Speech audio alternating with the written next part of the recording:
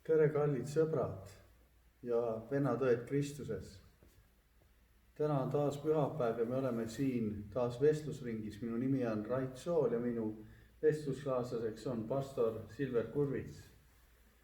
Möödunud reedel me rääkisime Jeesuse Kristuse ristilöömisest. Nüüd on sellest paar päeva möödas ja me täna siis arutame Jeesuse Kristuse ülestõusmisest. Soovin teile kõigepealt ilusaid ülestõusmispühi. Suur tänu teile ka teie palvete eest ja kõigi teie rikkalike annetuste eest, mis on väga olulised meie koguduse töö edasiminekuks. Nüüd, kui me tuleme Jeesuse Kristuse surnust ülestõusmise juurde, siis see on alati olnud lahutamatu osa meie usust, ristiusust. Ristiusu vastased on alati rünnanud just Jeesuse Kristuse ülestõusmise fakti.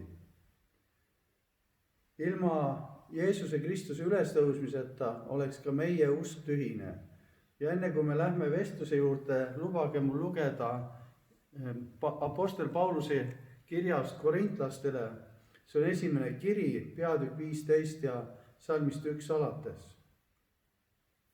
Aga nüüd ma teen teile, vennad, teatavaks evangeeliumi, mida ma teile olen kuulutanud, mille te ka olete vastu võtnud, milles te ka seisate ja mille läbi te ka pääsete. Kas te peate kinni sõnadest, millega ma teile evangeeliumi kuulutasin? Muidu olete küll ilma aegu saanud usklikuks. Ma olen teile ju kõigepealt edasi andnud seda, mida ma ka ise olen vastu võtnud. Et Kristus suri meie pattude eest, nagu on kirjutatud pühades kirjades, et ta maha maeti ja äratati 3. päeval üles pühade kirjade järgi, et ta näitas ennast Keefasele, seejärel neile 12. Seejärel näitas ta ennast ühtaegu enam kui 500 vennale, kellest enamik on veel praegugi elus, mõned aga on läinud magama. Siis näitas ta ennast Jaakobusele, seejärel kõigile apostlitele. Aga kõige viimaks näitas ta ennast ka minule kui äbarikule. Mina olen ju apostlite seast kõige väiksem, see, keda ei kõlba hüüdagi apostliks, sest ma olen taga kiusanud Jumala kogudust. Aga Jumala armust olen ma see, kes olen, ja tema arm minu vastu ei ole läinud tühja, vaid ma olen neist kõigist palju rohkem vaeva näinud. Aga seda ei ole teinud mina, vaid Jumala arm, mis on minuga. Olgu nüüd mina või nemad, nõnda me kuulutama ja nõnda olete ka teie saanud usklikuks. Kui aga Kristusest kuulutatakse, et ta on üles äratatud surnuist, kuidas siis mõned teie seast ütlevad, et surnute ülestõusmist ei ole? Aga kui surnute ülestõusmist ei ole, siis ei ole ka Kristus üles äratatud. Aga kui Kristust ei ole üles äratatud, siis tähendab see, et ka meie jutlus on tühine ja tühine on ka meie usk.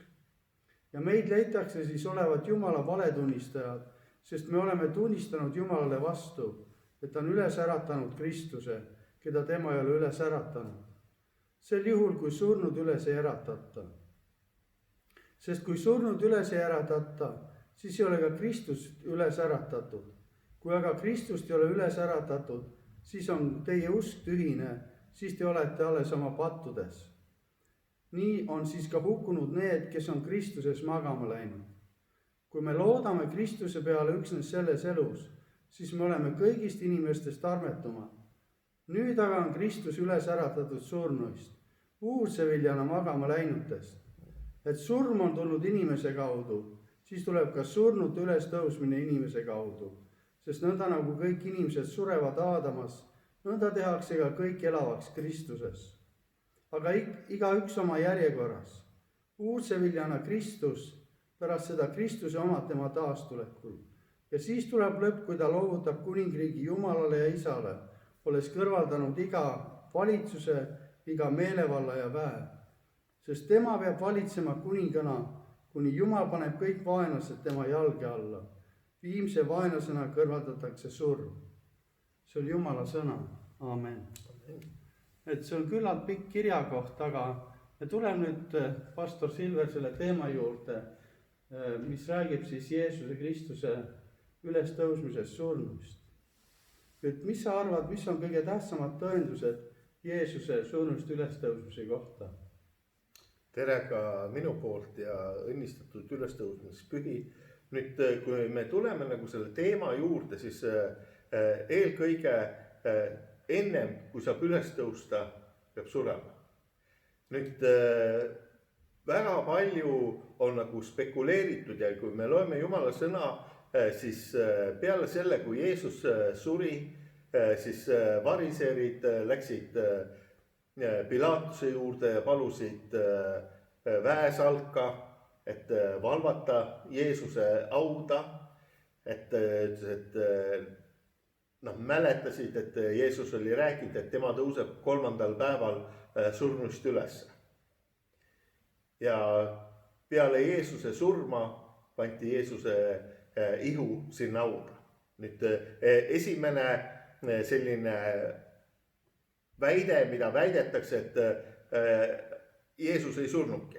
Et see, kes suri, oli see Siimon, kes aitas Jeesuse risti kanda, et hoopis tema löödi sinna. Ja neid versioone on veel erinevaid, aga seal samas ka see on nagu faktiliselt tõestatud, et Jeesus Kristus oli see isik, kes suri. Esiteks teda piitsutati, peale piitsutamist ei aeta segamini, et kas inimene on piitsutatud inimene või ei ole, keda risti lüüakse. Nii kui Rooma sõdurid tollel ajal, nad olid nagu oma ala spetsialistid.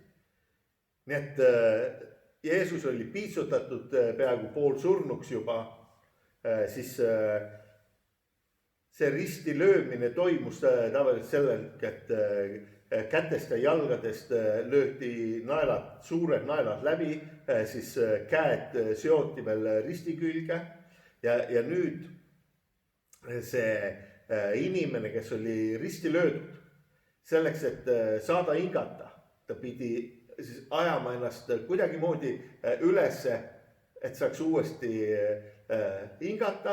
Sirutada nii. Jah. Ja kui me loeme nagu piiblist seda, et kui Jeesus oli surnud, siis need, kes olid Jeesusega koos risti löödud, siis nendel löödi sääreluud puru, et nad ei saaks sirutuda ega hingata. Ja lõpptulemuse ristil surid inimesed lämbumisse. Jeesus, tema oli juba surnud selleks ajaks, kui tulti kontrollima, kas inimene, kes on ristil, on surnud või ei ole surnud.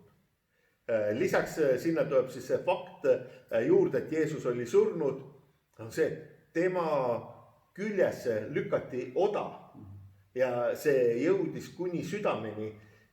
Nii et sõna ütleb, et temast voolas välja verd ja vett. Nii et kuidagimoodi ei saanud Jeesus seda ristisurma üle elada. Et see on nagu vist ka meditsiiniliselt tõestatud, et kui inimesest tuleb välja vett ja verd, et see tähendab, et inimene on surnud.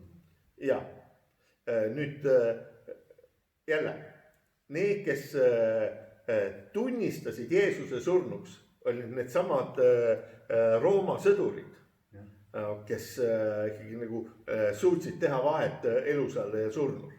Ja just, et kui sust on nagu veri välja lastud, ei ole midagi enam, mis jääks elama.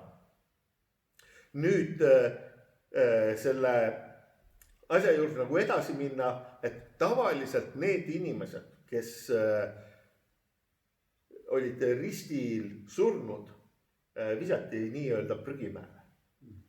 Need olid erandjuhtumid, kui lubati neid haudamata, aga muidu visati ta koertele ja raisapotkastele toiduks, sellepärast see, kes ristil suri, tema oli nagu neetud. Et Jumala sõna ütleb ka, et Kristus sai needuseks meie eest. Kogu inimkonna patt, kõik see sai sinna kantud. Nüüd Jeesus maeti hauda, õigemini hauakambrisse. Olen ise aastaid tagasi käinud, võin tunnistada, tõesti, haud oli tühi. Ei olnud seal luid ega jäänuseid, aga selle haud, kuhu Jeesus pandi, sinna ette veeretati ka suur kivi. Erinevad inimesed arvavad, et see võis olla kuni 1,5 tonni kaaluv kivi. Need, kui Jeesus oleks kuidagimoodi nagu selle ristisurma üle elanud, olnud nendesse surnulinadesse mähitud, et siis ta oleks pidanud kuidagi nendest vabanema, läbi pekstuna.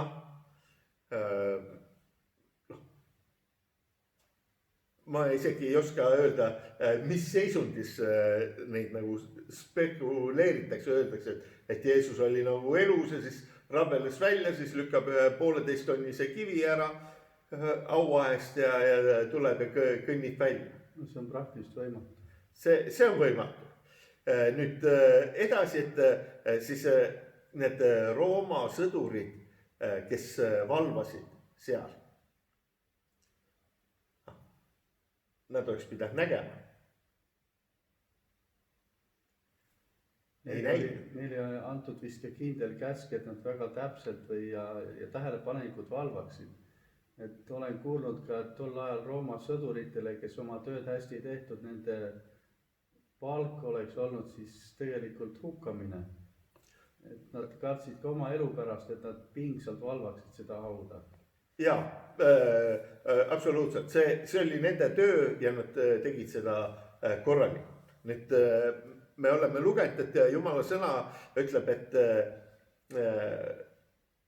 ülempreestrid ja need keelitasid siis neid valvureid ja ütlesid, et teie öelge, et te jäite magama ja teie magamise ajal tulid ja varastasid jüngri Jeesuse ära ja nüüd ütleb, et Jeesus on surnust ülestanud. Jälle, et kui sa magad, kus sa tead, kes see tuleb. Et ei saa sa kuskil öelda, et mina magasin ja keegi tuli ja siis tegi midagi ja mina tean, et see oli täpselt see. See on praktiliselt võimatu. See on võimatu, aga kui me tuleme tagasi, et nad olid Rooma sõdurid, kes nad pidid täitma endale antud ülesandeid, siis nad ei tohtinud oma ülesannete täitmise juures kuskil tukkuma jääda. Ja kui nad oleks tukkuma jäänud, siis nende saatus ei oleks olnud sugugi teine, kui oli nendel, kes ristil surid. Nii et neid väiteid on nagu igasuguseid erinevaid, aga ükski väide ja tõestus ei ole nagu vettpidav. Nii et tänaste faktide ja nende tunnistuste näol me võime näha, et Jeesus Kristus tõesti, ta suri. Ta maeti sinna hauda ja nii nagu ta ütles, 3. päeval ta tõusis ülesse. 3. päeva hommikul need naised, kes läksid hauale, leidsid kivi ära olema veeretatud ja haua tühjana. Keegi ei näinud pealt seda hetke, kui Jeesus ülesse tõusis.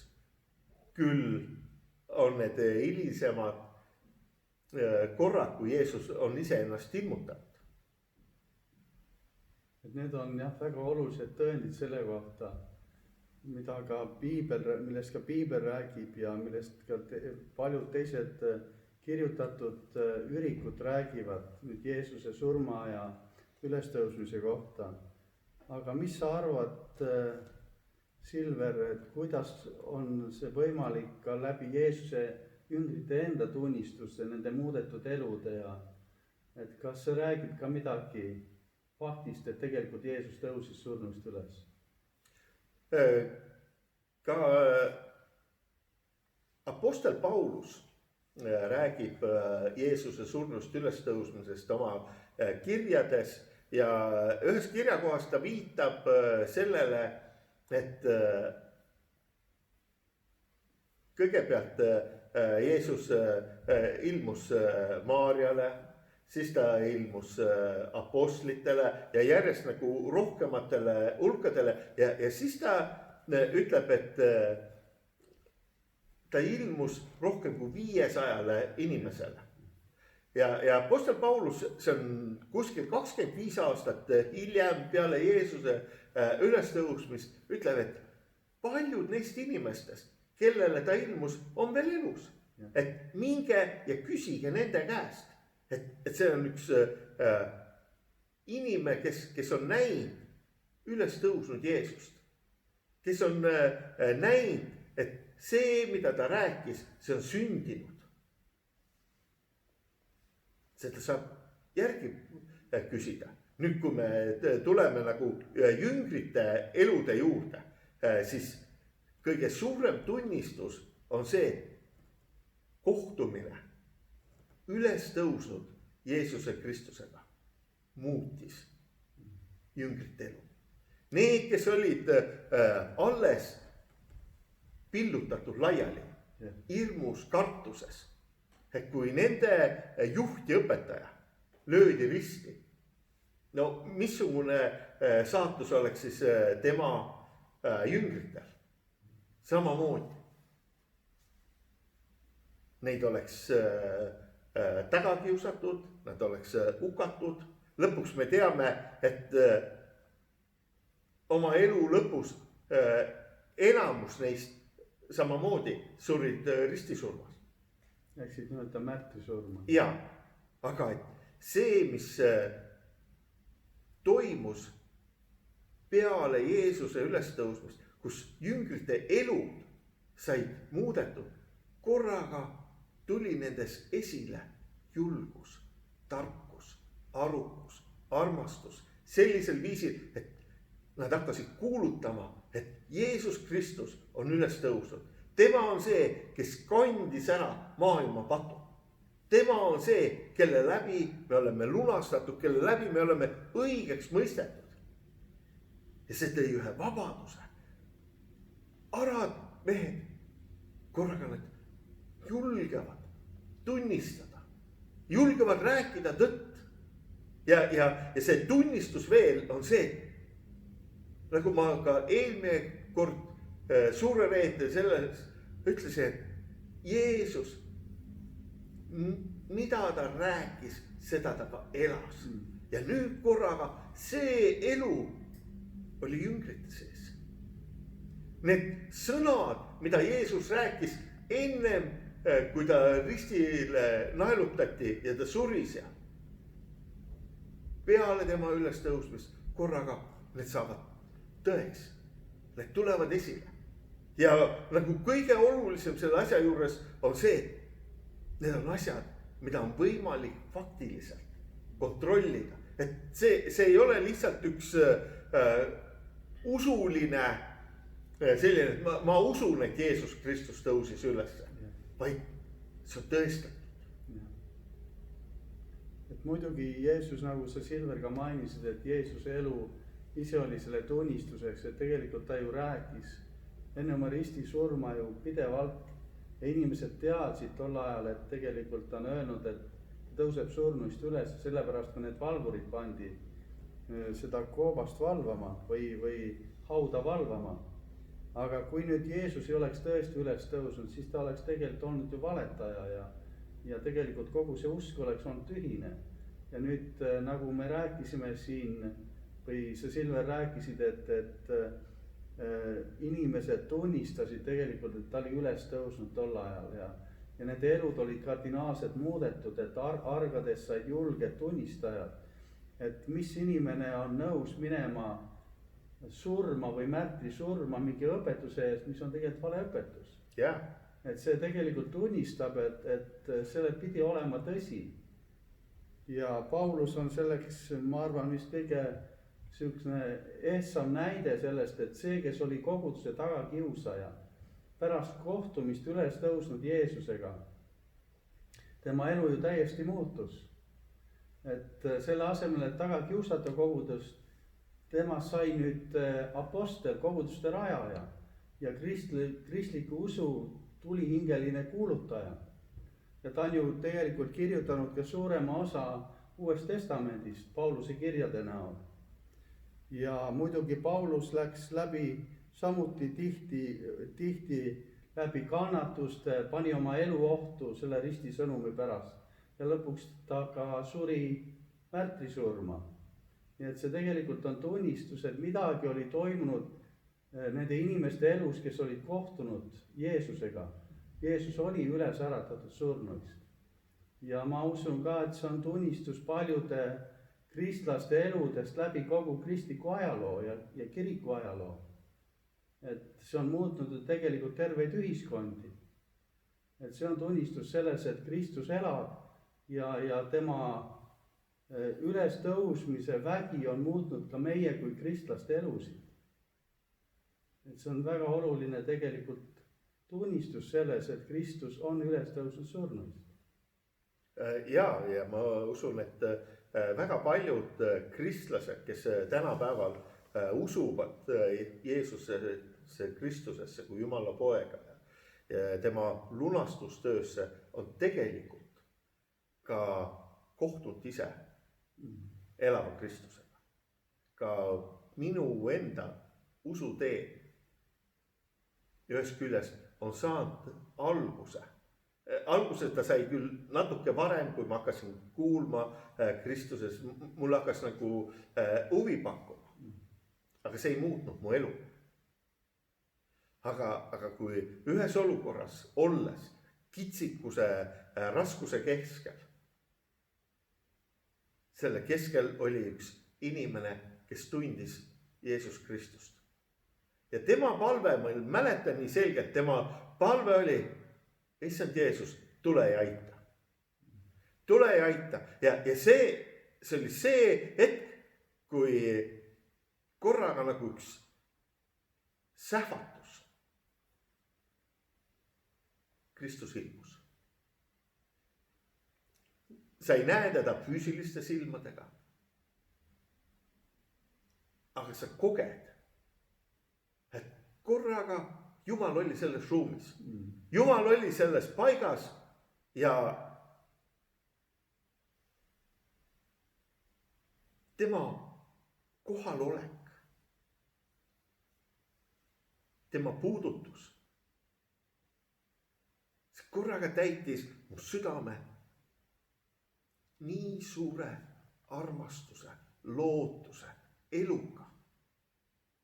Ja see oli kitsikuse, see oli raskuse, see oli lootusetuse keskel. Ja hämmastav on see, et kui Jumal tuleb ja kohtub sinuga, mitte keegi ei pea sulle ütlema, et see on Jumal. Sa tead. Sa lihtsalt tead,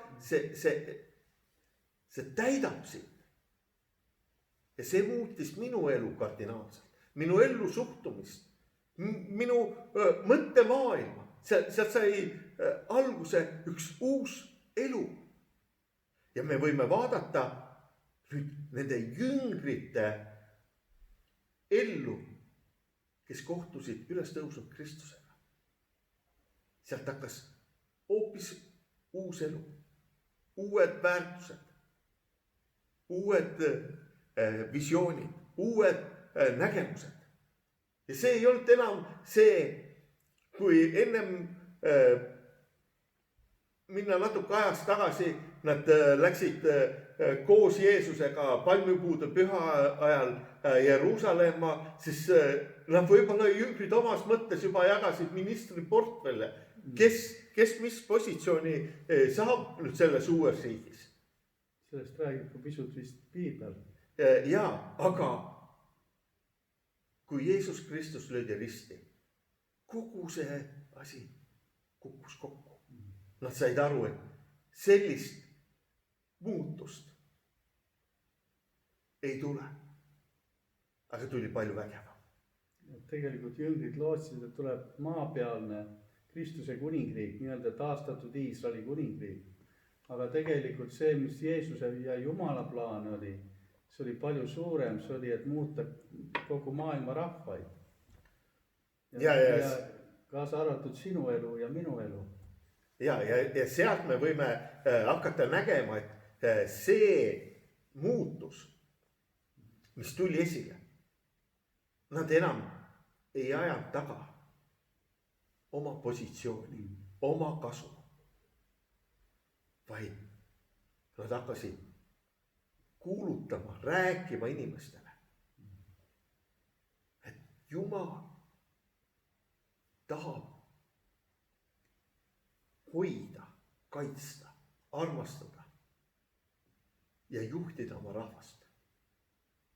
See osadus, mis oli inimestel Jumalaga ära lõigatud see pattu langemise läbi, korraga sai taastatud läbi Jeesuse Kristuse. Ja see oli ju jüngrite esimene sõnum, mida nad hakkasid kuulutama. Kristus on üles tõusnud. Sild on olemas.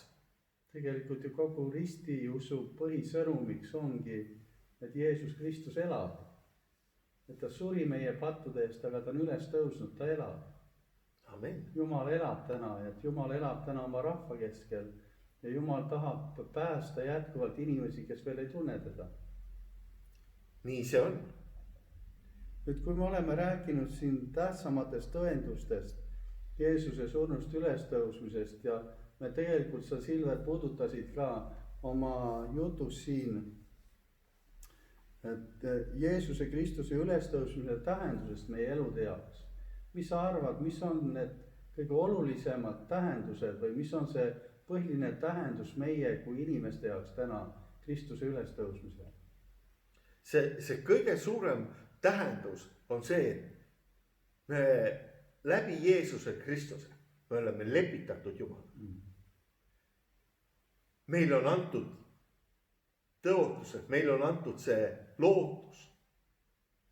Aga see ei ole ainult see, et need tõotused ja see lootus, vaid meie, kes me oleme Kristuse oma ellu vastu võtnud, me võime kogeda, tunda, näha oma eludes seda muutust, et see üles tõusnud Jeesus Kristus, et ta elab meie elude läbi. Nii nagu Rooma kirja 8. peatükis apostel Paulus kirjutab, et see vaim, kes äratas Kristuse Jeesuse surnust ülesse, teeb ka teie surelikud ihud elavaks. See tähendab, et me täna võime elada, osa saades sellest väest, sellest elu muutvast väest, mis tõstis Kristuse surnust ülesse. Ja Piibel räägib ka sellest, et koos Kristusega on, nagu sa ka, Silver, mainis, koos Kristusega olen meie elavaks tehtud. Meile on tegelikult antud igavene elu. Ja nagu see Pauluse kirjakoht ka ütleb, et meie vaenlased on tegelikult ära võidetud. Kes need vaenlased on? Need on ilmselt meie endine patune elu, mis hävitas meid, maailma himud. Samuti Piibel räägib väga selgelt, et meie vaenlasteks on kurat ja teemonid, nii-öelda langenud inglid. Et tegelikult ristisurma läbi Jeesus võitis kõik need vaenlased ära ja läbi ülestõusmise on tegelikult, kuna me oleme nüüd Kristuses, siis ka meie oleme need vaenlased ära võitnud, kaasa arvatud surm. Et see on väga oluline, et nagu ka Piibel ütleb, et tegelikult kui ülestõusmist ei oleks olnud, see oleks meie usk olnud tühine ja me oleks alles oma pattudes ja me oleks peale surma ei oleks mitte mingit lootust. Ja kui me nagu niimoodi mõtleme, et peale surma ei ole midagi, no, ela kuidas tahad. Jah, täpselt. Et me mingit lootust ei ole, aga ometigi jälle tulla nagu tagasi sinna, et 25 aastat hiljem kuskil oli see, kui apostel Paulus ütleb Korintuse kogudusele, minge ja küsige nende inimeste käest. Nad alles elavad veel. Nad on näinud, nad on kohtunud ja iga see nägemine ja kohtumine, see muutis neid. See tõi selle elu lootuse, selle rõõmu, selle rahu, selle teadmise, et selle maa pealse lihas elamisega ei lõpe elu. Me ei pea kartma öelda ihulikku surma. Ja Tegelikult meile on kingitud juba Kristuses igavene elu, sest surm on ära võidetud. ja, Nii et see on väga oluline fakt ja ma usun, et see on suureks julgustuseks ja õnnistuseks ka meile, et meie usk pole tühine ja tegelikult kui Kristus elab, siis ka meie elame amen. seda elu, mida temagi elas. Nüüd peale oma risti surma ja ülestõusmist Jeesus siis käis veel teatud aeg, kuni 4 pühipäevani oli siin maa peal. Ja ta andis jüngritele ka ülesandeid ja ilmutas ennast, nagu Piibel räägib ja ka sina, Silver, mainisid, ta ilmutas ennast ülestõusnuna siis oma jüngritele ja ta ei jätnud öelda meid vaeselasteks, vaid ta andis meile ka, ta kinnitas, et ta on alati meiega läbi püha vaimu meie keskel ja ta andis ka siis ülesande oma kogudusele.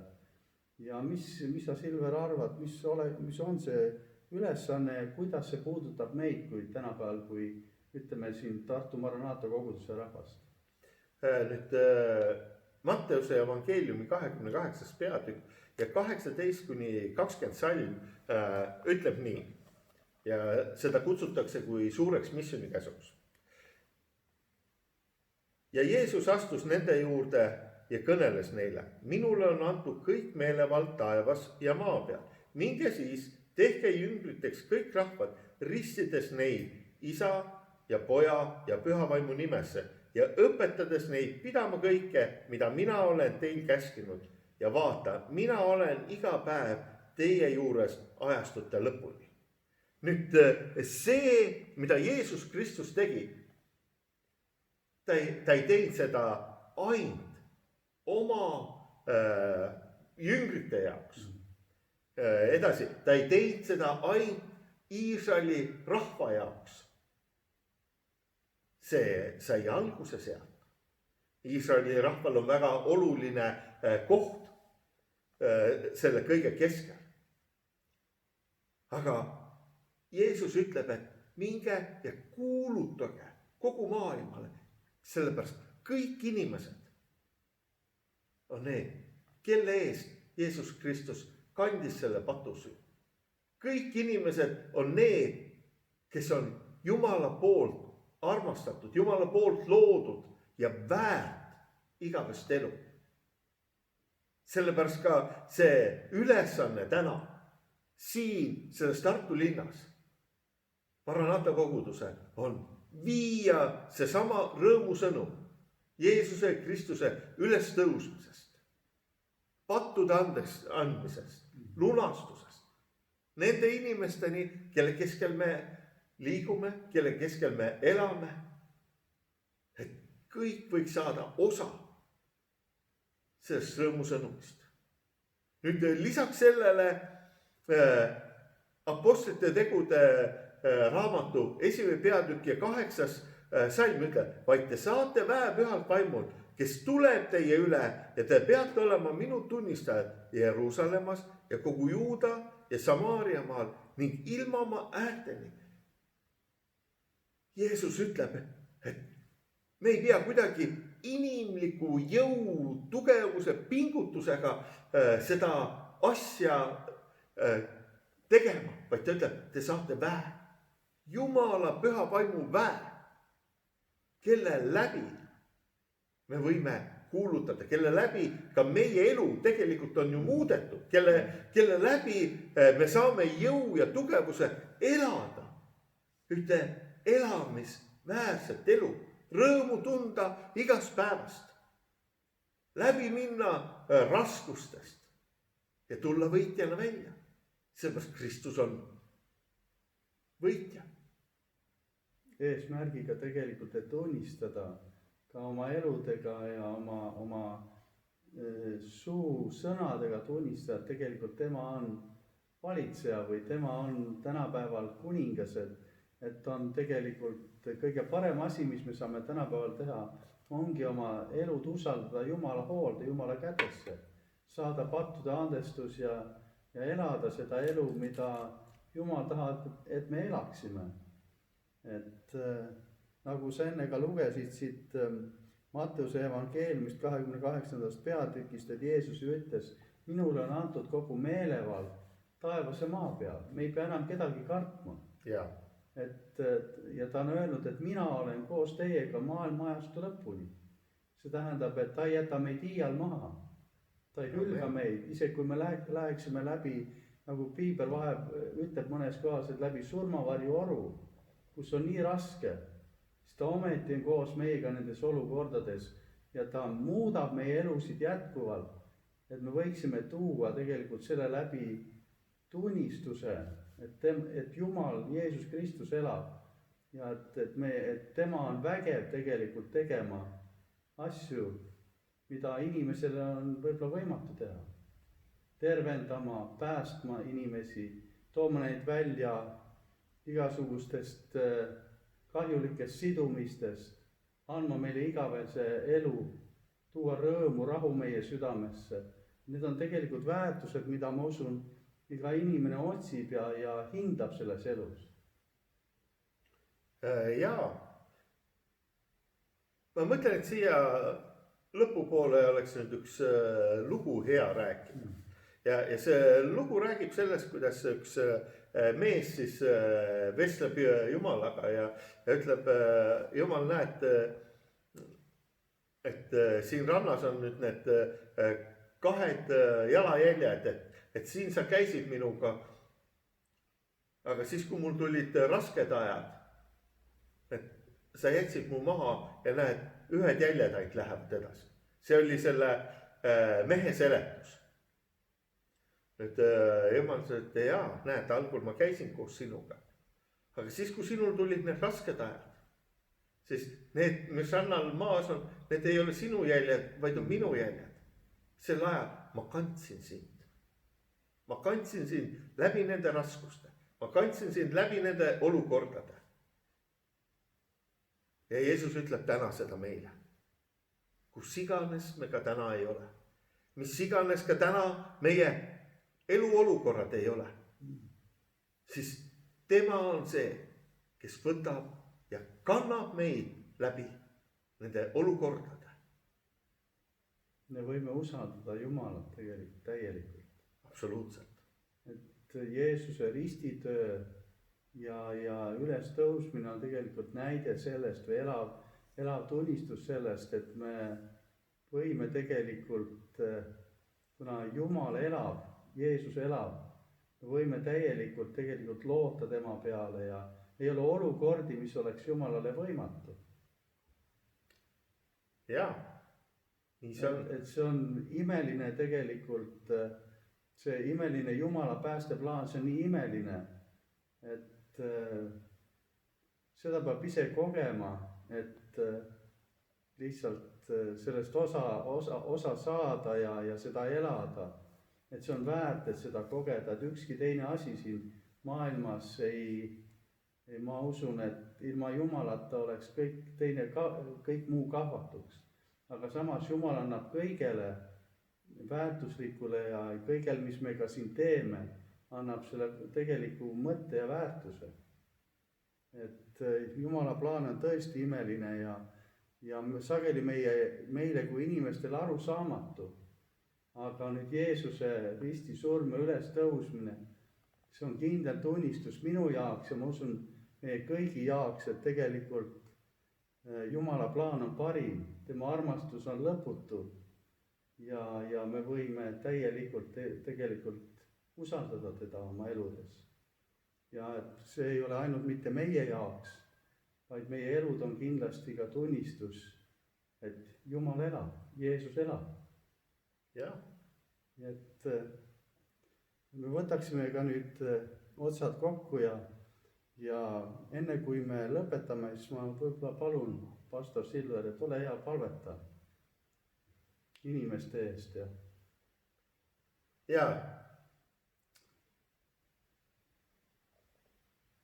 Issand, me täname sind, et täna aastatuhandeid hiljem, kui need sündmused toimusid, me võime täna olla ka nende sündmuste tunnistaja. Me võime